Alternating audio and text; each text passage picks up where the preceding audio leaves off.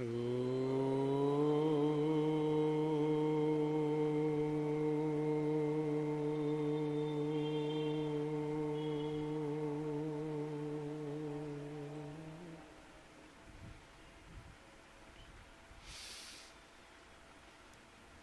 समाज कुबेर नगर के सत्संग में उपस्थित आर्य समाज के मान्य संरक्षकगण, मान्य प्रधान जी, मंत्री जी, कोषाध्यक्ष, सभी अधिकारीगण, सभासदगण, आदरणीय भद्रपुरुषों, मातृशक्ति, अभी आदरणीय सत्यनारायण जी महाराज का भजन चल रहा था कि उस परम पिता परमात्मा से प्रीत लगा। बोले प्रीत लगाने से क्या होगा? तो बोले भव सागर से पार हो जाएगा। पार कब होगा? जब प्रीत लगाएगा। और प्रीत भी परिवार में नहीं लगानी है, बच्चों में नहीं लगानी है, पोतों में नहीं लगानी है। उनके प्रति जो कर्तव्य हमारे हैं उन कर्तव्यों का पालन करते हुए प्रीत परमात्मा से लगानी है। संसार में प्रीत परमात्मा से ही लगानी चाहिए यदि भव सागर पार करना है तो। अन्यथा इलाहाबाद के अंदर अभी कुंभ हुआ, प्रयागराज के अंदर। ये कुंभ क्या था? तीनों नदियों का संगम, गंगा, यमुना, सरस्वती। ये सरस्वती दिखाई नहीं देती है। यदि आपको देखना हो इस सरस्वती को तो आपको जाना पड़ेगा बद्रीनाथ। बद्रीनाथ से लगभग 2-2.5 किलोमीटर के आगे माणा गांव है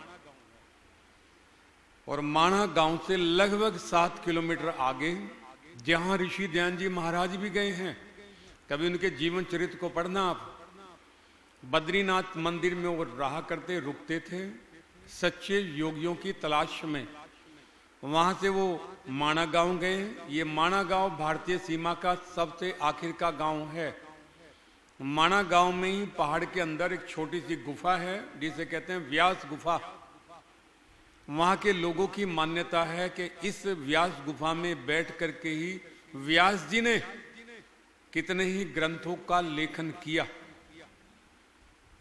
उस गांव से जैसे ही आप आगे बढ़ते हैं अलकनंदा का स्रोत है। ये अलकनंदा पहाड़ से निकल रही है।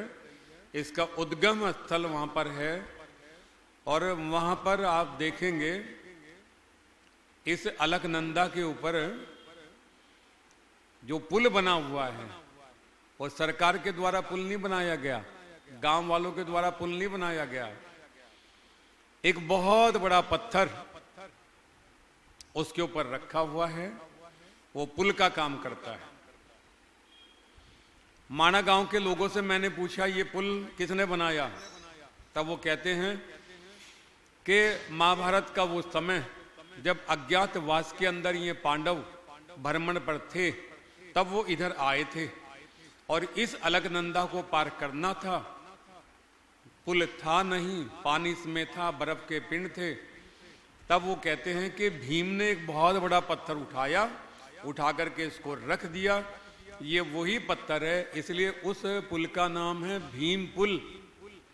उस भीम पुल को पार कर करके लगभग 7 किलोमीटर पैदल चलने के बाद में बियाबान जंगल, ऊंची ऊंची पहाड़ियां, और पहाड़ियों के ऊपर पेड़ नहीं है, वो सब बर्फीली पहाड़ियां हैं। उन बर्फीली पहाड़ियों के बीच में लगभग 7 किलोमीटर चलने के बाद में तब दूर से एक धारा नजर आती है जिसे कहते हैं वसुधारा। कभी यूट्यूब पे खोल करके देखिएगा, आपको नजर आएगी। यूट्यूब पे बोलिएगा महेश भैया वसुधारा बद्रीनाथ, तो वो आ जाएगी। ये वसुधारा पर ऋषि ध्यान जी महाराज जी भी गए थे। वहां के लोगों की मान्यता है कि ये वसुधारा ही सरस्वती है। इसका जल जिस पे पड़ जाता, गांव वालों की मान्यता, बोले ये पवित्र जल है, अमृत तुल्य जल है। इस जल में स्नान करने से इसके छींटे भी पड़ जावें तो बड़ा पुण्य वहां के लोग मानते हैं। मैंने भी संकल्प लिया हुआ था, आज भी है, कि जहां जहां मेरे ऋषि के कदम पड़े उस भूमि पर जाकर के उस मिट्टी को माथे पर लगाने का संकल्प मैंने लिया। जब मैं उस रास्ते से जा रहा था, बड़ा दुर्गम वो स्थान है वसुधारा का, तब एक पहाड़ी व्यक्ति मुझे मिला, लगभग जिसकी आयु 92 वर्ष थी। वो गाय के गोबर के जो ऊफले पड़े, गोबर सूख जाता है, उसके ऊफले से इकट्ठे कर रहा था, क्योंकि गाय पहाड़ी बड़ी घूमती हैं उधर। तो मैंने कहा इधर मैं जा रहा हूँ वसुधारा पर, कोई खतरा तो नहीं है? तब उसने कहा अरे नहीं साहब, इधर कोई मकोड़ा है ना मकोड़ी है, इधर कुछ नहीं मिलेगा आपको और आप जा सकते हैं, लेकिन बियाबान है, 7 किलोमीटर पैदल चल करके जाना।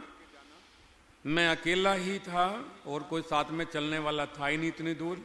मुझे अभ्यास है 8-8, 10-10, 20-20 किलोमीटर पैदल चलने का। जैसे ही मैं वसुधारा के लगभग पास ही था और मैं दौड़ करके एक उमंग, एक उत्साह में भर करके, जैसे मैं दौड़ करके उस थोड़े से ऊंचे से पहाड़ के ऊपर जैसे ही चढ़ा, चढ़ते के साथ में मेरे रोंगटे खड़े हो गए और मैं घबरा करके वहीं बैठ गया। घबरा करके क्यों बैठा, रोंगटे क्यों खड़े हुए, कि जिसके ऊपर पहाड़ के ऊपर मैं चढ़ा था दौड़ करके, जहां वसुधारा पड़ रही थी वो पूरा का पूरा बर्फ का पिंड था, और जहां वो वसुधारा पड़ रही थी वहां उसका पानी पड़ने से इतना गहरा कुआं बन गया था बर्फ के बीच में, कि यदि 2 कदम भी मैं आगे रखता तो सीधा उस कुएं के अंदर। थोड़ी देर में अपने आप को संभाला, बैठा, उसके कुछ छींटे भी पड़े। मैंने उस स्रोत को देखा कि ये स्रोत है कहाँ जा रहा है। वो पड़ता हुआ दिखता है लगभग 20-30 मंजिल ऊपर से, और वहां पड़ता हुआ नजर आता है कि यहाँ है। इसके बाद में ये स्रोत कहाँ जा रहा है इसका किसी को पता नहीं है, लेकिन साइंटिस्ट लोग कहते हैं यही वो सरस्वती है जो ऊपर से पड़ती है और यहाँ से जमीन के नीचे नीचे लुप्त है, और जमीन के नीचे नीचे जाकर के ये प्रयागराज के अंदर गंगा, यमुना और ये वहां मिलती है। इसलिए इसे त्रिवेणी संगम भी कहा जाता है। वहीं पर ये अभी जो कुंभ का कार्यक्रम चला है भव्य, जिसमें लगभग 65 करोड़ नर नारियों ने स्नान किया है, ये वो स्थान है। उससे आगे बनारस है। बनारस के अंदर भी ये गंगा जाती है। अब बड़ा जल साफ हो गया है। लगभग मैं 15 साल पहले वहां पर आर्य समाज है जिसका नाम है लल्लापुरा आर्य समाज, इस नाम से वो आर्य समाज मशहूर है, लल्लापुरा आर्य समाज। उसमें गया था। तब मैं वहां पर बनारस के अंदर जब घूमा, हरिश्चंद्र घाट भी वहीं पर है। तब ये स्थिति थी कि हरिश्चंद्र घाट के ऊपर कच्चा पक्का अंत्येष्टि कर करके सब गंगा में बहा देते थे। तब मैंने एक बोट ली थी 150 रुपये में, उसमें मैं घूमा उसमें।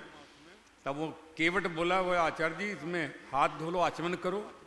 लेकिन मैंने देखा उस समय उस गंगा के अंदर व्यक्तियों की आंतड़ियां तैर रही थी, इतना वो दूषित पानी था। लेकिन जब से मोदी सरकार आई है तब से वो जल इतना शुद्ध पवित्र हो गया। ये सब उसमें कच्चा वच्चा डालने का सब प्रतिबंध लगा दिया गया है।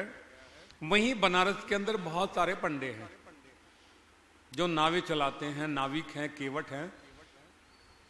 इन पंडितों ने एक मीटिंग की और मीटिंग कर करके इन्होंने मन बनाया कि इलाहाबाद त्रिवेणी पर प्रयागराज के अंदर कुंभ लगा हुआ है। बहुत से करोड़ों नर नारियां आ रहे हैं, स्नान कर रहे हैं, गंगा स्नान कर रहे हैं त्रिवेणी पर। इन बनारस के नाविकों ने, पंडितों ने भी मन बनाया कि हम भी चलते हैं। और नाव हमारे पास में है ही, नाव हमारे पास में, हमें किसी को खर्चा भी नहीं देना, कोई खर्च होना भी नहीं है। नाव हमारे पास में है, चप्पू हमारे पास में है, और यहीं से बनारस से गंगा में चलेंगे अपनी नाव को लेकर के, और कुंभ में जाकर के, इलाहाबाद में जाकर के अपनी नाव के द्वारा ही वहां जाकर के स्नान करेंगे। इन सब ने मीटिंग की, मीट कर करके मन बन गया। 10-5 लोग तैयार हुए और तैयार होकर के इन्होंने मन बना लिया कि रात्रि के समय लगभग 8 बजे जब अंधकार हो जाएगा, अपनी रोजी रोटी कमा लेंगे, उसके बाद में भोजन आदि कर करके और अपनी नाव में बैठ करके चलेंगे, सारी रात चलेंगे और सुबह तक प्रयागराज में पहुंच ही जाएंगे, गंगा के द्वारा नाव में बैठ करके।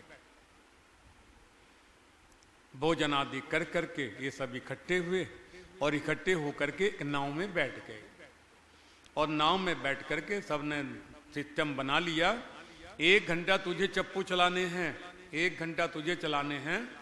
और इनमें से एक ने चप्पू चलाना शुरू कर दिया गंगा में। चप्पू समझते हैं ना, वो जो दिन से नाव आगे पीछे बढ़ती है, वो चलाने शुरू कर दिए।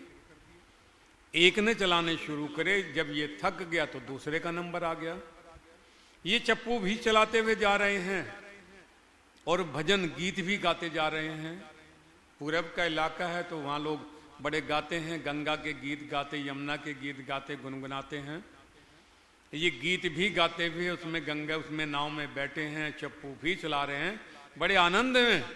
और इनके मन में सपने चल रहे हैं, प्रातः काल होगा, सूर्य उदय होगा और गंगा में जाकर के त्रिवेणी पर संगम में स्नान करेंगे, कुंभ का लाभ उठाएंगे। इधर चप्पू चल रहे हैं, इधर भजन चल रहे हैं और पानी में नाव में चलना और भी एक अलग ही सुख देने वाला वातावरण होता है। ये आनंद मगन होकर के चलते जा रहे हैं, चलते जा रहे हैं। एक ने चप्पू चलाए, दूसरे ने चप्पू चलाए, तीसरे ने चलाए। रात का समय 1 बजे का हुआ, 2 का हुआ, 3 बजे का हुआ, 4 जब बज गए तब इनमें से एक व्यक्ति ने कहा लगभग 4 बजे का समय हो गया और कुछ ही देर के अंदर हम इलाहाबाद संगम में पहुंच जाएंगे, त्रिवेणी संगम पर। वहां मजे से आनंद से कुंभ स्नान करेंगे। लोग तो दूर दूर से आ रहे हैं, कोई जहाज से आ रहा है, कोई अपनी गाड़ी से आ रहा है, कोई बसों से आ रहे हैं, ट्रेन से आ रहे हैं। लोग जाम में फंसे हुए हैं, हमारे लिए तो जाम की कोई समस्या नहीं है। नदी के अंदर जा रहे हैं, गंगा में जा रहे हैं, अपना ही व्हीकल है, हमारे अलावा कोई है भी नहीं है। और लगभग प्रातःकाल 4 बजे का जब समय हुआ तब इनमें से एक व्यक्ति ने उठ करके नाव में देखा, बोले देखते हैं कि कितनी दूर रह गया है कुंभ, प्रयागराज कितनी दूर है। अंधेरे में से कुछ नजर नहीं आया। बोले अरे अभी रुक, अभी तो 4 ही बजे हैं, थोड़ा और चलने दो। ये और चले 4:30-5 बजे। आकाश में लालिमा सी छाई। जब लालिमा सी छाई तब इनमें से एक व्यक्ति ने उठ करके नाव में खड़े होकर के देखा कि प्रयागराज कितने दूर रह गया।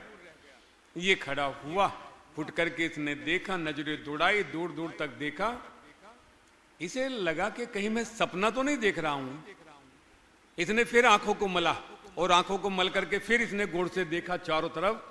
देख करके ये बोला भैया मुझे तो लगता है कि ये तो बनारस के ही मकान मुझे नजर आ रहे हैं। दूसरे ने कहा चल बैठ, हटा, तूने नशा किया हुआ है, भांग खा रखी है, तूने नशा कर रखा है। अरे सारी रात हो गई, 8 बजे से चप्पू चलाते चलाते कंधे हमारे दुखने लग गए, हाथ हमारे दुखने लग गए, नाव को चलते चलते 8-10 घंटे हो गए। तू कहता है बनारसी है। दूसरा व्यक्ति खड़ा हुआ, उसने भी इधर उधर नजर दौड़ाई, उसने भी नजर दौड़ा करके देखा। ये बोला देखो मैं नशे में भी नहीं हूं और मैं सोया हुआ भी नहीं हूं, लेकिन मुझे भी लगता है कि इलाहाबाद प्रयागराज तो नहीं आया, बनारस से ही मुझे तो लगता है। तीसरा व्यक्ति खड़ा हुआ, उसने भी देखा। फिर ये सारे खड़े हुए नाव में और खड़े होकर के देख रहे, सारी रात हो गई, चप्पू चलाते चलाते कंधे दुखने लग गए, नाव चलते चलते, और ये तो हम जहां थे वहीं के वहीं हैं, बनारस के घाट पर ही हैं, हरिश्चंद्र घाट पर ही हैं। ये सोचिए ये कैसे हुआ। सारी रात चप्पू चलाए, कंधे दुखने लग गए, नाव चलती रही, समय बीत गया, यहां कैसे। तब इन्होंने नाव को देखा। अरे भाई वो जो नाव थी वो खूंटे से जो रस्सी से बंधी हुई थी वो इन्होंने खोली नहीं है, वो नाव खूंटे से ही बंधी हुई थी और ये चप्पू चलाते रहे बनारस के बनारस में ही। इसलिए ओ माताओं, आदरणीय भद्रपुरुषों, यदि हमारे जीवन की नाव गृहस्थी रूपी खूंटे से ही बंधी रही, पोतों से ही बंधी रही, पत्नी से ही बंधी रही, लोभ मोह में ही बंधी रही, तो कुंभ में जा नहीं पाओगे, वहीं के वहीं रहोगे। जब तक ये नाव खूंटे से, इस मोह की, इस प्रीत की, प्रेम की नाव इस खूंटे से खुल करके परमात्मा रूपी मझधार में जब तक नहीं छोड़ोगे, जब तक नहीं चलाओगे तब तक भवसागर पार नहीं होने वाला बाबा। और भवसागर पार होता है प्रीत लगाने से, और परमात्मा में प्रीत किसी की लगती नहीं है। यदि लगे तो व्यक्ति साधना में 1-1 घंटे बैठे, 2-2 घंटे बैठे, उठे ही नहीं, लेकिन वहां प्रीत नहीं लगती। व्यक्ति संध्या करते मैंने देखा, संध्या में बैठेगा, 3 गायत्री मंत्र बोलेगा, तब मन ही मन में कहेगा प्रभु तू जानता तो है ही सब कुछ, मेरे मन की तू जानता है। और 3 गायत्री मंत्र बोल लिए, काम मुझे बहुत ज्यादा है बाजार का, ज्यादा देर बैठ नहीं पाऊंगा, घुटना भी मेरा दर्द कर रहा है, पैर भी सोने लग गया, और देख सारा दिन का थका हारा भी मैं हूं, इसलिए तू समझ ले 3 गायत्री मंत्र बोल दिए तो समझ ले संध्या हो गई। वहां ये समय देता नहीं है। तो प्रीति कहां हो? प्रीति होती है गुणों को देखने से। जब व्यक्ति के गुणों का पता लगता है, बाबू श्यामलाल जी बैठे हैं, महेश भैया बैठे हैं, त्रिलोकचंद जी बैठे हैं, सत्यनारायण जी, हमने इनके गुणों को देखा है। आदरणीय बाबू जी बैठे हैं पीछे, परिवार में जाते हैं सत्संग करने, हमने इनके गुणों को देखा है। इन गुणों की चर्चा फिर हम बाहर करते हैं, वानपथ में, उड़ीसा के अंदर जाकर के चर्चा करते हैं। ऐसे हैं कुबेर नगर के हमारे लोग, महानुभाव, ऐसे ऐसे गुण उनके हैं। तो जब गुण देखे, उन गुणों के कारण प्रीति हो गई, और जब प्रीति हो गई तो पहचान हो गई, और पहचान हो गई फिर मिलने का मन करता है, कब जाएंगे कुबेर नगर, कब मिलेंगे सबसे। ऐसे ही परमात्मा से प्रीति तब होती है जब परमात्मा के गुणों का हमें पता हो, कैसे उसके गुण हैं, कैसी उसकी अद्भुत लीलाएं हैं, कि उसके गुण जैसे गुण किसमें हैं? जो वो कर देता है किसी की सामर्थ्य नहीं है कर दे। वो छोटे से छोटा कर दे वैसा कोई कर नहीं सकता, बड़े से बड़ा करने की तो मजाल ही क्या है। उसने तो जो बनाया है वो अद्भुत ही बना दिया उसने। तो मैंने देखा अनार को, अभी हम चर्चा कर रहे थे सहजपुर में, अनार आप खाते हैं, अनार घर में 2 दिन रखा रहे, 10 दिन रखा रहे, 20 दिन रखा रहे, खराब ही नहीं होता। और 10 दिन बाद भी जब आप उसे फोड़ करके तोड़ते हैं तो उसके दाने ऐसे मुस्कुराते हुए नजर आते हैं कि जैसे अभी ताजा ताजा पेड़ से टूट करके आया हो, खिलखिलाते हुए, लाल करके वो सब, और कितने व्यवस्थित सब लाइन में लगे हुए हैं सारे अनार के दाने। और पूरे उस अनार के अंदर सिस्टम क्या परमात्मा ने रचना की है, इनके लिए अलग अलग कोठड़ियां बनाई हुई हैं अनार के अंदर, और छोटा सा कवर, जैसे घरों के अंदर हम खिड़की के पर्दे लगा देते हैं, ऐसा सफेद सा पर्दा उन अलग अलग पार्टीशनों के लिए किया हुआ है। अलग अलग पार्टीशन है उस सफेद कपड़े के, उन पार्टीशन के अंदर सिस्टम से अलग अलग दाने, ऐसा लगता है किसी ने चुन चुन करके फिट कर करके लाइन बंद किए हुए हो। क्या कमाल की रचना है। और जो पार्टीशन दिया है सफेद कवर का, उसे हाथ से मल करके देखो, कभी वो कपड़ा सा लगता है, कभी वो प्लास्टिक सा लगता है, समझ नहीं आता कौन से केमिकल से, कौन से अणु परमाणुओं को लेकर के किसने फिट किया वो कवर, किसने इनके अंदर रस भर दिया है। जब तक उस कवर में है तब तक अनार खराब नहीं होता। हमारे यहाँ फ्रिज के अंदर कोई चीज रखे 2 दिन में, 3 दिन में, 4 दिन में, तब परिवार के लोग कहते हैं अरे वो निकालो, उसका उपयोग कर लो वरना वो खराब हो जाएगा। लेकिन परमात्मा ने क्या कमाल कर करके रख दिया है कि अनार के छिलके को ही रेफ्रिजरेटर बना दिया। उस छिलके के अंदर ही रेफ्रिजरेटर के गुण फिट कर दिए। जब तक छिलके के अंदर है तब तक अनार सुरक्षित फ्रिज में रखा हुआ है, छिलके से बाहर आया, रेफ्रिजरेटर से बाहर आया तो खराब। कवर को ही रेफ्रिजरेटर बना दिया। कौन सी टेक्नोलॉजी परमात्मा की ये है? परमात्मा के गुण। और किसके लिए बनाया? परमात्मा को तो अनार की जरूरत है नहीं है, वो अनार खाता भी नहीं है, उसने तो हमारे लिए बनाया। अरे ये प्रकृति से दूर हो जाएंगे, भौतिकवाद, चाउमीन बर्गर खाएंगे, खून की कमी हो जाएगी, तो उसने क्या कलर का खून सा बना करके अनारों के अंदर फिट कर दिया। कि यदि आप अनार खाते हैं तो जब ब्लड सर्कुलेशन अपना नापते हैं तो पता लगता है अरे अनार खाने से तो बड़ा लाभ हो गया। जिसकी प्लेटलेट गिर रही हो तो लोग कहते हैं डॉक्टर अनार खाया करो, खून यदि बढ़ाना है। जैसा खून होता लाल रंग का, ऐसा अनार के दाने में मीठा रस बना करके परमात्मा ने भर दिया है। ये उसका गुण है, क्या किसी की सामर्थ्य है? कई बार परिवारों में हम जाते हैं, देखते हैं डाइनिंग टेबल के ऊपर रखे हुए प्लास्टिक के या मिट्टी के ऐसे लगते हैं अनार जैसे असली ही हो। प्लास्टिक के अंगूरों को हमने देखा, देखने से लगता है कि जैसे असली ही हो, लेकिन परमात्मा की बनाई हुई उन वस्तुओं को देखो।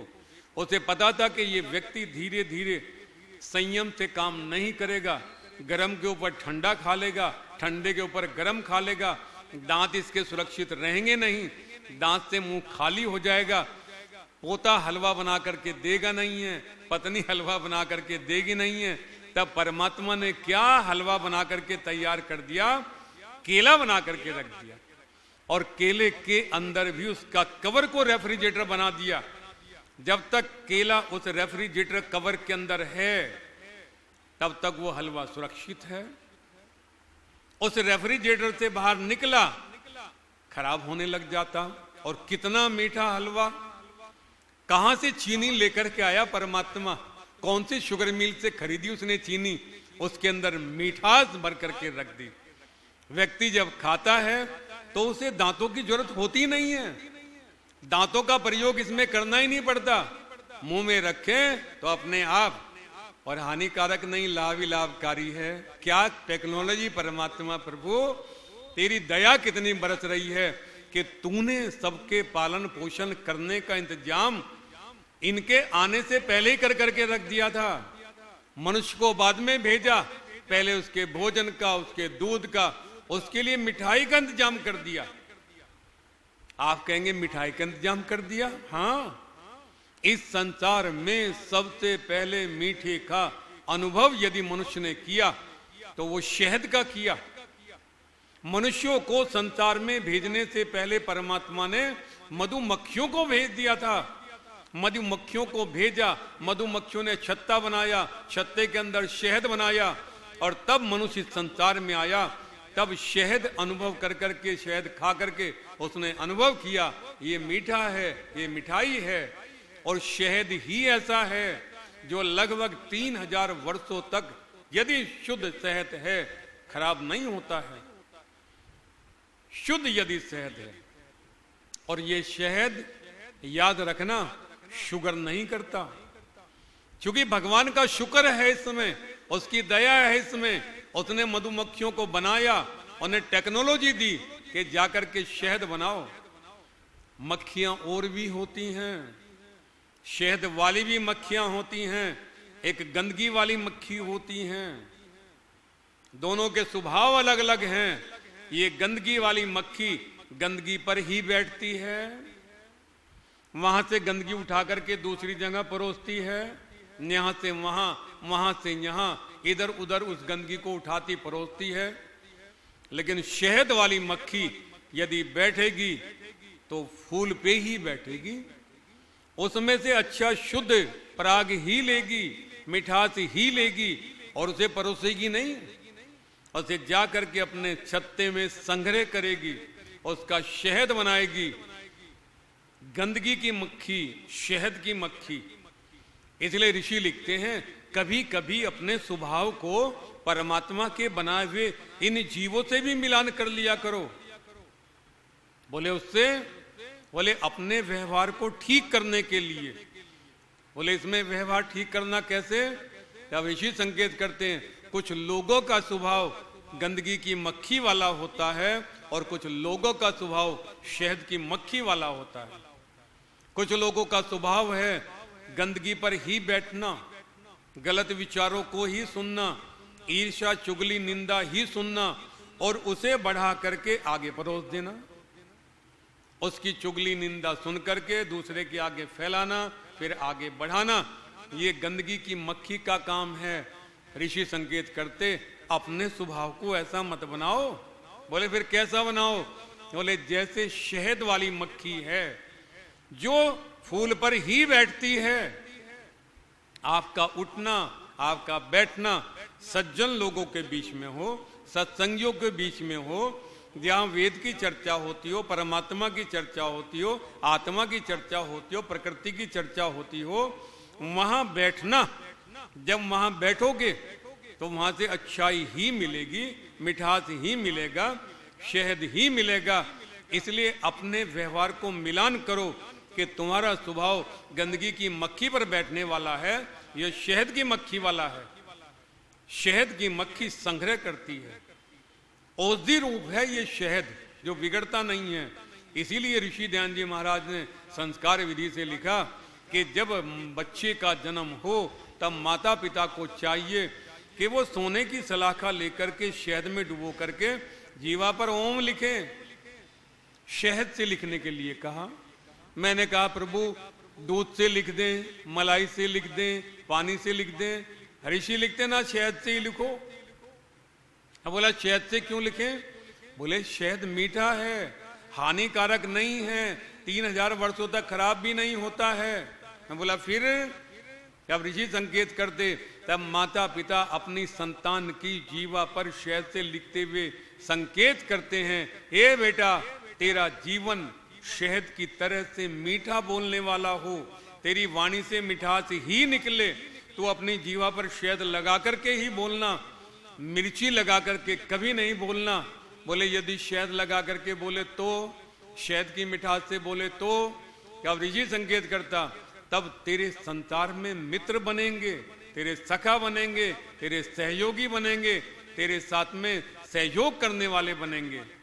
और बोले यदि मिर्ची लगा करके बोलूं तो, जब ऋषि संकेत करते तब तेरे शत्रुओं का निर्माण होगा, मित्रों का नहीं होगा, तेरे विरोधियों का निर्माण होगा यदि शहद लगा करके नहीं बोला तो। इसलिए ऋषि लिखते हैं वाणी के अंदर मिठास रखा करो। और ऋषि ध्यान जी महाराज का पूरा जीवन आप उठा करके देख लीजिएगा, कहीं भी उन्होंने किसी पे क्रोध नहीं किया। संकेत जिसे भी दिया वो जैसे एक माता बेटे को अपने लेकर के डॉक्टर के गई और कही डॉक्टर साहब बेटा बीमार है, चेक करो। डॉक्टर ने देखा बुखार, डॉक्टर ने उसे दवाई दी। बोले ले माँ ये दवाई से बच्चे को खिला देना, ठीक हो जाएगा। 3 दिन बाद में माता आई, अरे डॉक्टर साहब बच्चा ठीक ही नहीं हुआ, ये तो दवाई खाता नहीं है, ये तो दवाई कड़वी है, बच्चा खाए तो कैसे कहे। जब डॉक्टर कहता अरे माँ तू कैसी पगली है, अरे दवाई कड़वी है तो उन्हें सभी शहद में लपेट करके दे दे, जब शहद में लपेट करके देगी तो बच्चा खा लेगा, ठीक हो जाएगा। इसलिए वो आदरणीय बदपुरुषों मातृशक्ति, इस संसार से परमात्मा से प्रीति लगाओ, परमात्मा से प्रीति लगाओ, परमात्मा से प्रेम करो, उसके गुणों को देखो। यदि खाली रहते हो, और हम तो कहा करते हैं हमारे खुद के व्यवहार में हैं कि मुझे लगता है ईश्वर को साक्षी कर करके हम ये कह सकते हैं कि 24 घंटे सोते हुए तो, नींद में तो, जागते हुए तो, उठते बैठते खाते पीते केवल केवल केवल उस परमात्मा का ही ध्यान रहता है, उसी की रचनाओं में मन खोए रहता है, उसकी दया को देख करके मन प्रसन्न रहता है, आनंद में रहता है। जब उसके गुणों को देखोगे, जब उसकी दया को देखोगे, ये दया वो नहीं होती है। कई बार हम एक दूसरे से कहते हैं हे आपकी दया है जी, आपकी बड़ी दया है हमारे ऊपर, ये दया नहीं होती। दया होती है परमात्मा की, उसकी दया सबके ऊपर है। आप कहेंगे उसकी दया कौन सी है? उसने सूर्य को बनाया, आपने मांगा नहीं सूर्य, आपने कहा नहीं हमें सूर्य की आवश्यकता है। आपके संसार में आने से पहले जिसके बिना आपका जीवन नहीं चल सकता, जिसके बिना आप देख ही नहीं सकते, परमात्मा को मालूम है इसे आवश्यकता पड़ेगी, इसे जरूरत पड़ेगी, इसका जीवन है, इसके बिना इसका जीवन नहीं चलेगा। बिन मांगे सूर्य को आपको दिया कि नहीं दिया? उसे पता था कि पृथ्वी की जरूरत पड़ेगी, आपको संसार में भेजने से पहले पृथ्वी का निर्माण परमात्मा ने कर दिया।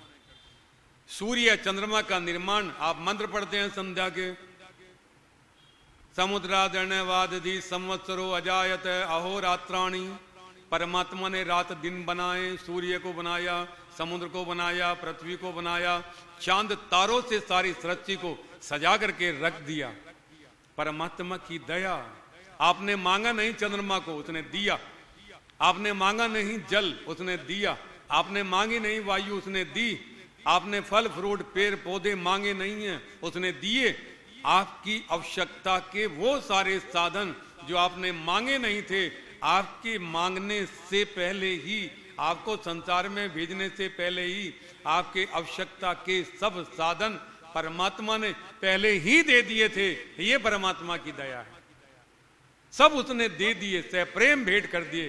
हे बेटा जा संसार में जाकर के तेन तक्तेन भुंज्यता मां हृदय कश्यचिव धनम, इनका त्याग पूर्वक भोग करना, लालच मत करना, क्योंकि ये धन मेरा धन है और किसी के धन का हरण करने का भी प्रयास मत करना।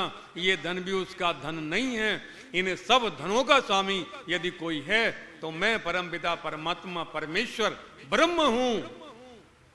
मैंने कहा ब्रह्म आप कैसे हो? तब प्रभु बोले बेटा 9:15 बज गए हैं, समय हो गया, इसकी चर्चा कल करेंगे कि मैं ब्रह्म क्यों हूं, क्यों मुझे ब्रह्म कहते हैं। इन्हीं शब्दों के साथ आप सभी महानुभाव के लिए मंगल कामनाएं करते हुए जीवेम श्रद्धेय सदम की भावना से वाणी को विराम। ओम शम।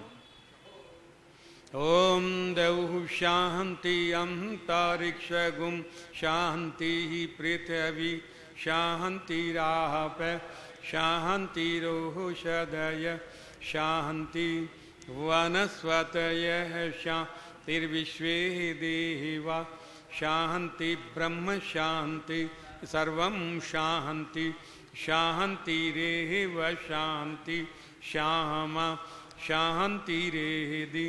ओम शांति शांति शांति। ओम। जो बोले सो अब है।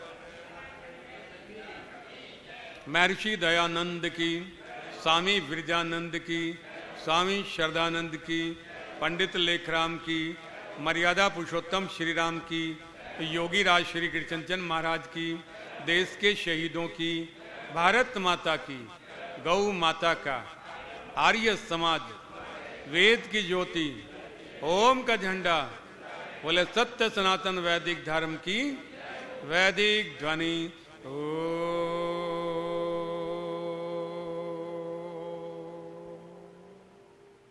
वैदिक अभिवादन सभी को सादर। नमस्ते जी, नमस्ते जी।